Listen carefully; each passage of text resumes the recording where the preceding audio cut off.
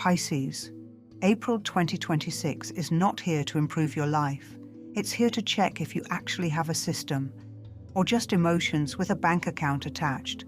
And no, Mercury is not ruining your finances. Mercury is not sneaking into your phone at 2:03 a.m. and buying things for healing. That was you. Fully awake, fully responsible, spiritually confused, yes, but still responsible. Now, reality check. Inflation is still annoying, jobs are still unstable, and everything costs more while somehow feeling worse. The economy isn't collapsing, it's just consistently disappointing, which honestly is almost more impressive. For Pisces, this creates a very specific pattern, emotional spending disguised as intuition. I felt like I needed it is not a strategy, it's just a fancy way of saying you didn't want to think. Now, the important part, timing. We are moving toward the new moon on April 17th, 2026. But before that, there is a pressure window from around April 10th to April 17th. This is the danger zone. During this period, you will feel like you need a fresh start. You need to change everything. Your current life is suddenly not aligned. That is not clarity. That is emotional urgency wearing a motivational hoodie. And this is exactly when Pisces tends to quit too early, spend money on new beginnings, trust vibes instead of structure, and then act surprised when reality doesn't validate the feeling.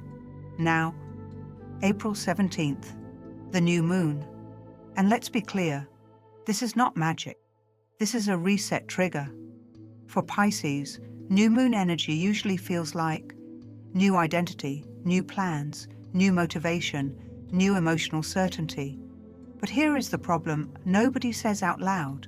A new moon resets motivation, not discipline. So if your system is chaotic, congratulations. Now, it's refreshed chaos with better optimism. This is where psychology matters more than astrology. Pisces tends to replace structure with hope. Hope feels better. Hope is softer. Hope doesn't argue with you, but hope also doesn't pay rent. And during this new moon phase, that gap becomes obvious. Let's anchor it in real behavior. Emotion rises. Decision feels urgent. Urgency rises. Logic drops. Logic drops. Action happens. Later, regret appears with full clarity and zero sympathy. It's not mystical.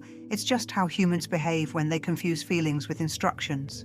Now, a grounding reality check using real examples. Rihanna shows Pisces energy when it's structured. Intuition supported by discipline and business systems. That's what stability looks like. Justin Bieber reflects emotional intensity without consistent grounding early in life. Constant adjustment, pressure, and recalibration. Kurt Cobain represents depth without enough structural protection around it. Powerful, sensitive, and overwhelmed by lack of grounding systems. Same emotional sensitivity, completely different outcomes. The difference is structure, not destiny. Now, what to avoid around April 17th? From April 14th to April 18th, do not make emotional financial decisions. Do not start new life projects based on intensity. Do not quit things just because you feel overwhelmed, and definitely do not confuse anxiety with intuition, because this is the classic Pisces loop. Feeling, urgency, action, regret, reflection, repeat. Now, the uncomfortable question. Are you building your life based on plans, or based on emotional spikes that feel meaningful in the moment? Because if it's the second one, April will feel like a reset, but not the kind you wanted. 3-step correction plan. First, pause major decisions until after April 17th through 20th. Second, treat urgency as a warning signal, not a command. Third, if you cannot explain the decision clearly in one sentence, don't do it, Pisces. The new moon on April 17th is not punishing you, it's exposing where emotion has been doing the job of structure. The universe is not against you, it's just no longer funding improvisation. Subscribe if you want astrology without the spiritual sugarcoating.